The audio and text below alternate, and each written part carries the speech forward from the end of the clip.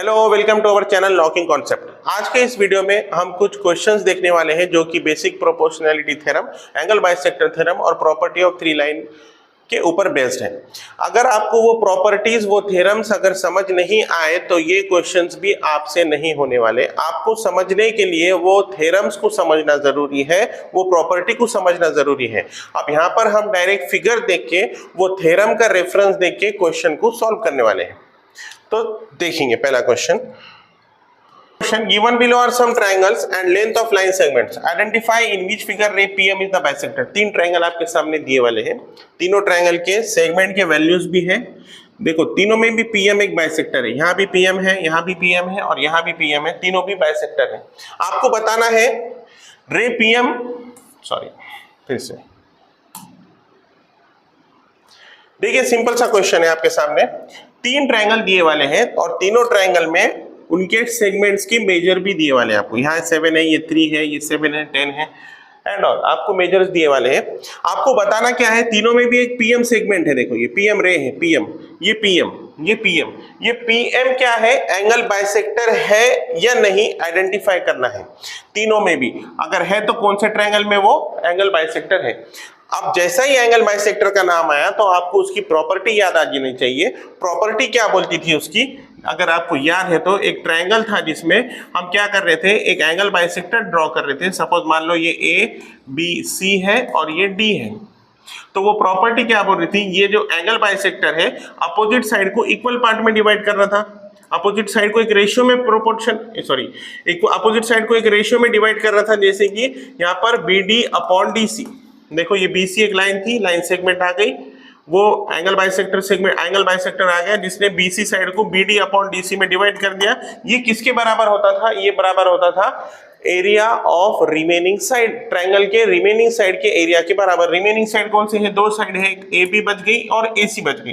अब लिखना पहले किसको है, हमने BD पहले लिए तो हम पहले ये साइड वाला AB लिखेंगे, पहले AB अपॉन AC। जो साइड हमने पहले ले लिए वही साइड का बचा हुआ साइड भी हमें लेना है। मतलब क्या, BD अपॉन DC हमने ले लिए तो BD के साइड, ये साइड से स्टार्ट करें हमने तो AB हम ऊपर लिखेंगे, AC नीचे लिखेंगे। प्रोपोर्शन में गलती नहीं होना, आंसर नहीं बनेगा। अब देखो ये वाले ट्रायंगल में अगर हम सेम प्रॉपर्टी लगाएं, ये बाइसेक्टर है, ये बाइसेक्टर आया, अभी के लिए इसको बाइसेक्टर मान लो, इसको PM को बाइसेक्टर माने तो हमने देखे QR साइड को उसने क्या दो पार्ट में डिवाइड कर दिया, QM और MR। तो मैं लिख देता QM upon MR, small r, MR, QM upon MR में डिवाइड कर दिया। अब बाइसेक्टर की प्रॉपर्टी क्या बोलती है, ये किसके बराबर होता, रेशियो ऑफ रिमेनिंग साइड के बराबर होता। रिमेनिंग साइड कौन से बचे, एक तो PQ बच गया और PR बच गया। तो पहले ऊपर कौन सा लिखेंगे हम, PQ लिखेंगे। PQ क्यों लिखेंगे हम, क्यों तो हमने यहाँ से स्टार्ट किए थे इसलिए ये वाली साइड रखेंगे, PQ ऊपर और PR नीचे। ये हमने एंगल बाइसेक्टर की प्रॉपर्टी इस ट्रायंगल पे लगा दी है। अगर अब वैल्यूज पुट करने के बाद ये इक्वेशन मिल गया ना हमको, ये एक टाइप का इक्वेशन मिल गया।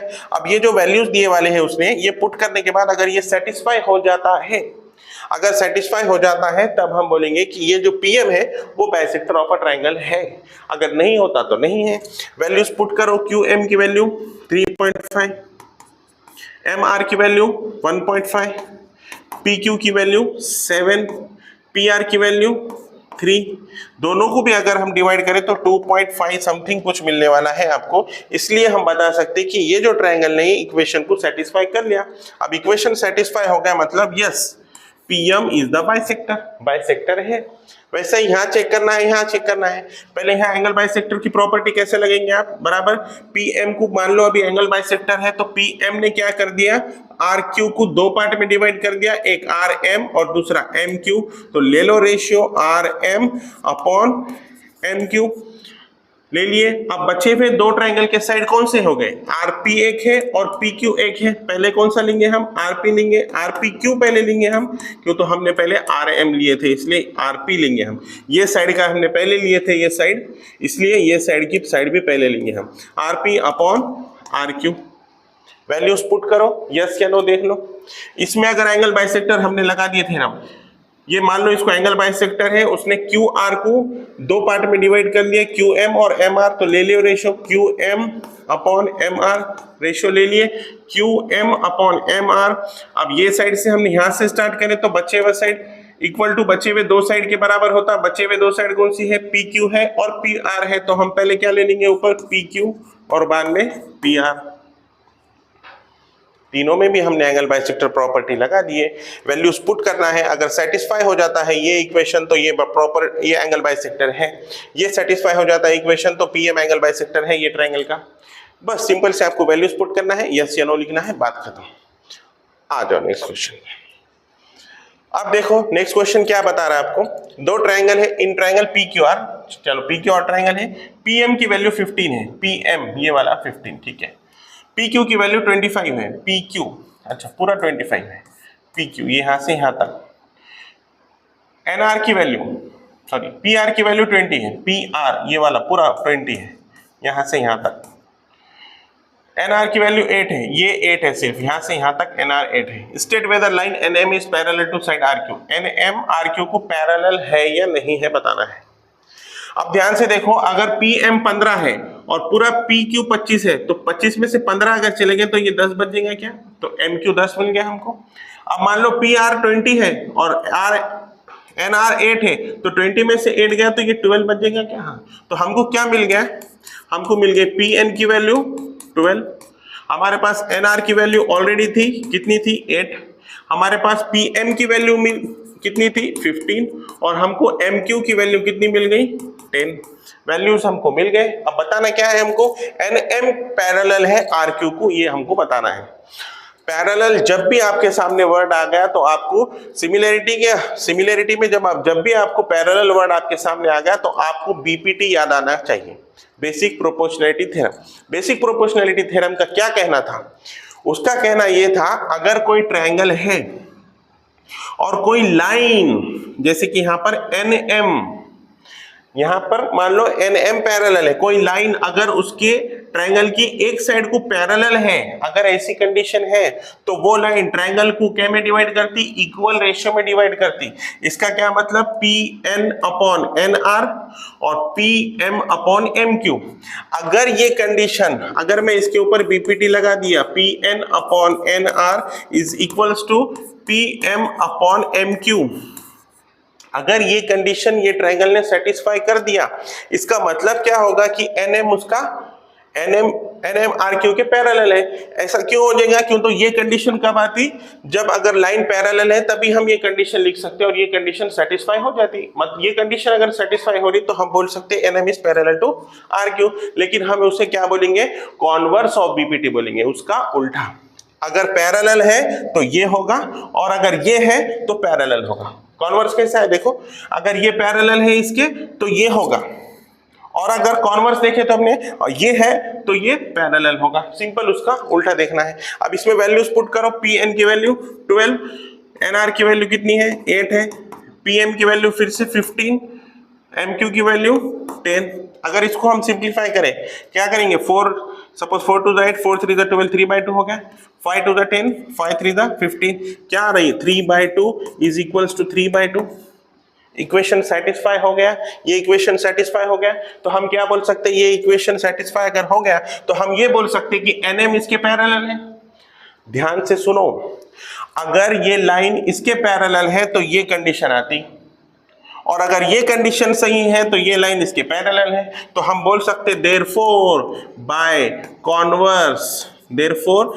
कॉन्वर्स ऑफ बीपीटी, पूरा लिखना है basic proportionality theorem, N M is parallel to R Q, ये हमने बता दिए और रीजन उसका कॉन्वर्स ऑफ बीपीटी है।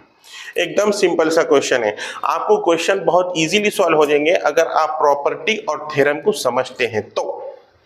आ जाओ नेक्स्ट, फिर से एक ट्रायंगल है सामने, एक ट्रायंगल है एम एन पी जिसमें N Q is the bisector है, ठीक है, एन क्यू बाइसेक्टर है ऑलरेडी गिवन है, एंगल एन का एन क्यू बाइसेक्टर है।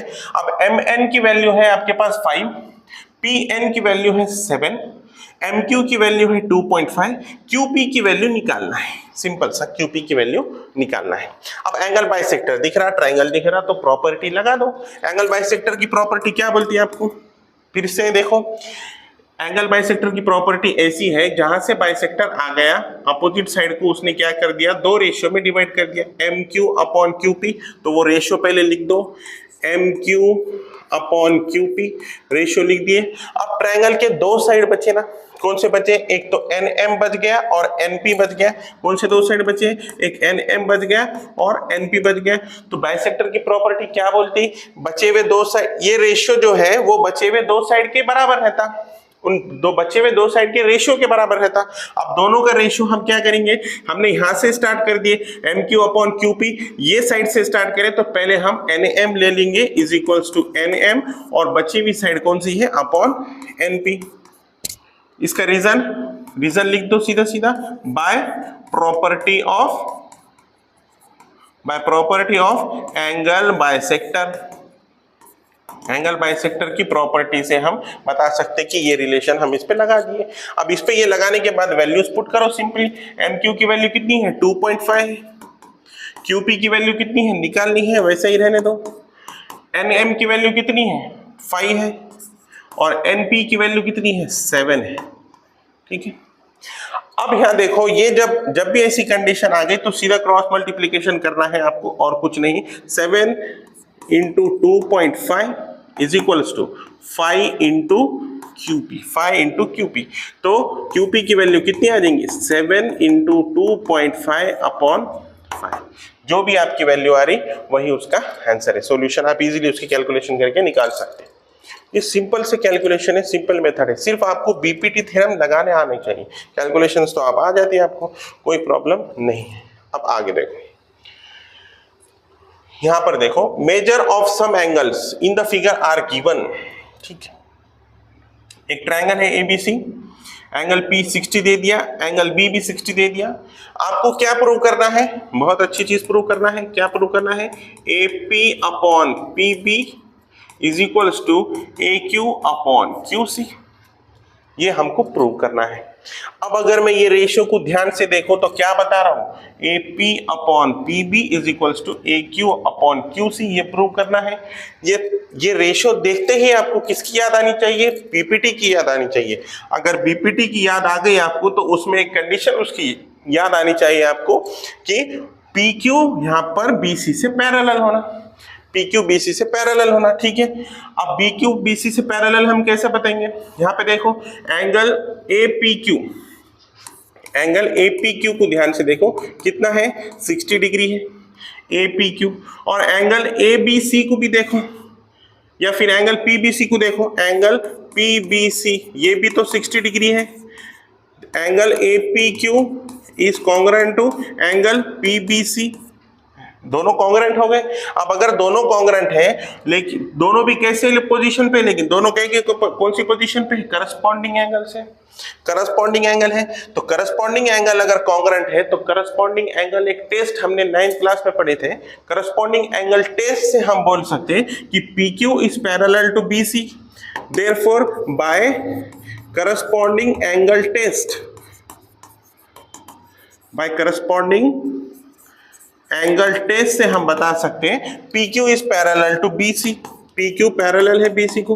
देखो, जब करस्पॉन्डिंग एंगल, अगर दो एंगल इक्वल है और आपको दोनों भी करस्पॉन्डिंग दिख रहे, करस्पॉन्डिंग क्यों दिख रहे, यहाँ पे AB जो ट्रांसवर्सल है PQ और BC की, इसलिए ये angle P, angle B corresponding angle हो गए। और करस्पॉन्डिंग एंगल टेस्ट, जैसा कि अभी हमने बेसिक प्रोपोर्शनलिटी थ्योरम और converse of basic proportionality theorem देखे थे, वैसा ही यहाँ पे करस्पॉन्डिंग एंगल टेस्ट लगा के हम बता सकते हैं PQ is parallel to BC। और अगर PQ is parallel to BC है, देयरफॉर हम डायरेक्टली लिख सकते हैं बाय बेसिक प्रोपोर्शनलिटी थ्योरम, ये हमारा रेशियो बराबर है। सिंपल सी बात थी, हमको सिर्फ इसमें बताना था कि PQ is parallel to BC। Already सामने ही दिख रहा है आपको, ये भी 60 डिग्री पे है, ये भी 60 डिग्री पे है। और अगर दोनों 60 डिग्री पे है तो ये करस्पॉन्डिंग एंगल टेस्ट से PQ is parallel to BC है। PQ is parallel to BC हो गया तो पूरे ट्रायंगल पे PQ पैरेलल होगा BC को। And we know that if one side of if line is parallel to one side of a triangle, then that lines divides the triangle into equal ratio. Simple. Next question. देखो फिर से, एक trapezium है AB BC, ठीक है। ABCD side AB is parallel to PQ, ठीक है, and PQ is parallel to DC। AB PQ को पैरेलल है, PQ DC को पैरेलल है। अब आगे क्या दिया उसने, AP 15 है, AP ये वाला 15 है, ठीक है, कोई बात नहीं। PD की वैल्यू 12 है, ये 12 है। QC की वैल्यू 14 है, QC की वैल्यू 14 है, और BQ की वैल्यू निकालना है आपको, सिंपल सी बात। अब ये ट्रेपेजियम है, यहाँ पर ट्रेपेजियम वगैरह तो ठीक है, लेकिन आपको 3 पैरेलल लाइन दिख रहे हैं क्या? हाँ दिख रहे हैं। AB, PQ और DC तीनों भी पैरेलल है, बराबर। और ये AD और BC को अगर हम ट्रांसवर्सल मान ले तो आपको याद आनी चाहिए प्रॉपर्टी कौन सी याद आनी चाहिए आपको? Property of 3 parallel lines. 3 parallel lines की प्रॉपर्टी याद आनी चाहिए। 3 पैरेलल लाइन की प्रॉपर्टी क्या बोलती है? अगर 3 लाइन पैरेलल है और उसमें से 2 ट्रांसवर्सल जा रहे हैं तो एक ट्रांसवर्सल के इंटरसेप्ट का रेशियो दूसरे ट्रांसवर्सल के इंटरसेप्ट के बराबर होता है। मतलब क्या? AP upon PD is equals to BQ upon QC। AP upon PD is equals to BQ upon QC। By property of 3 parallel line से आप डायरेक्टली बोल सकते हैं ऐसा। अगर ऐसा है तो वैल्यू पुट कर दो। 15 PD की वैल्यू 12, BQ की वैल्यू निकालना है तो BQ को एज इट इज रखो, QC की वैल्यू 14। अब यहाँ क्या करेंगे? क्रॉस मल्टीप्लीकेशन करो। 15 into 14 is equals to BQ into 12, therefore BQ is equals to 15 into 14 upon 12। जो भी आंसर आएगा वो आंसर हो जाएगा BQ का। सिंपल प्रॉपर्टी लगा के हम क्वेश्चन सॉल्व करिए। आपको मैं पहले ही बार बार बता रहा हूं, अगर आपको प्रॉपर्टी और थ्योरम नहीं समझ में आए तो आप क्वेश्चंस नहीं उड़ा सकते। क्वेश्चंस अगर इजीली उड़ाना है तो प्रॉपर्टी को समझो, थ्योरम को समझो, बहुत इजी है। आगे बढ़ो। अब देखो यहाँ पे थोड़ा सा फिगर बराबर नहीं है। ये है QP, फाइंड QP निकालना है हमको, ये वैल्यू निकालना है जिसमें MQ की वैल्यू है हमारे पास, NM की वैल्यू भी है और NP की वैल्यू भी है। और ये जो NQ है ये NQ एंगल बाइसेक्टर है, यहाँ फिगर में थोड़ा सा गड़बड़ है। NQ एंगल बाइसेक्टर है और वैल्यूज पूरे हमारे पास दिए वाले हैं, QP निकालना है। सिंपल सा वही एंगल बाइसेक्टर थ्योरम लगाओ। एंगल बाइसेक्टर थ्योरम फिर से क्या बताता? अगर कोई एंगल बाइसेक्टर आता है, अपोजिट साइड को 2 रेशियो में डिवाइड कर दिया उसने। MP था पहले, अच्छा था, लेकिन बीच में Q आ गया तो MQ अपॉन QP हो गया। MQ अपॉन QP हो गया, वो बीच में आया तो उसको भी लेना जरूरी है, MQ अपॉन QP। अब बचे हुए ये रेशियो किसके बराबर रहता? ट्रायंगल के बचे हुए 2 साइड के बराबर। ट्रायंगल के बचे हुए 2 साइड कौन से हैं? एक है NM, एक है NP। तो ले लो। अब पहले NM लेंगे या MP लेंगे? NM पहले लेंगे या NP लेंगे? हम पहले NM लेंगे। NM क्यों लेंगे? हमने ये साइड से MQ पहले लिए थे, ये वाली साइड से, तो ये साइड का पहले हम लेंगे। NM अपॉन NP, सिंपल लगा दिया हमने। क्या लिखेंगे रीजन? बाय, फिर से वही एंगल बाइसेक्टर प्रॉपर्टी। अब MQ की वैल्यू कितनी है? 14 है। QP की वैल्यू कितनी है? निकालना है, एज इट इज रखो। NM की वैल्यू कितनी है? NM की वैल्यू है 25। NP की वैल्यू कितनी है? NP की वैल्यू है 40। करो cross multiplication. 14 into 40 is equals to 25 into QP, this into this, कोई प्रॉब्लम नहीं। अगर मैं QP की वैल्यू निकालूं, चलो अगर मैं QP की वैल्यू निकालूं तो लिख सकता मैं 14 इंटू 40 अपॉन 25। करो सिंप्लीफाई, QP की वैल्यू आपको मिल जाएगी। एकदम इजी है, कोई प्रॉब्लम नहीं। आगे चलो, लास्ट वाला क्वेश्चन। ये तो आपको देखते ही आंखों से सॉल्व होने चाहिए क्वेश्चन। अगर थ्योरम और प्रॉपर्टी समझ में आ गई तो क्वेश्चन आंखों से सॉल्व होते हैं। आंखों से सॉल्व कैसा कर सकते हैं? अब यहाँ पे देखो, फिर से दिया AB is parallel to CD, CD is parallel to FE, AB parallel to CD, CD is parallel to FE। ये तीनों भी पैरेलल है, तो तीनों पैरेलल है और ये 2 ट्रांसवर्सल तो हमको दिख रहे हैं। अगर ये दोनों ट्रांसवर्सल है और ये तीनों लाइन पैरेलल है तो रेशियो कैसे लेते हैं हम? ले BD upon DF is equals to AC upon CE। BD upon DF, BD upon DF is equals to AC upon CE, AC upon C रखो वैल्यूज, BD की कितनी 8, DF की कितनी 4, AC की कितनी 12, CE की कितनी x। तो लो ना 8 into X is equals to 12 into 4, cross multiplication. तो x is equals to 12 into 4 upon 8, जो भी वैल्यू आई आपकी CE की वैल्यू आ गई। तो ये थे कुछ क्वेश्चंस जो कि बहुत ही बेसिक थे, आपको सिर्फ प्रॉपर्टी याद रखना है, प्रॉपर्टी को समझना है। हमने उसे प्रूफ के साथ हमने उसको प्रूव करके बताए, पिछले वीडियोस में आप जाके देख सकते हैं। होप आपको ये वीडियो पसंद आया हो तो लाइक भी कीजिए, शेयर भी कीजिए, सब्सक्राइब भी कीजिए और बेल आइकन भी दबा दीजिए।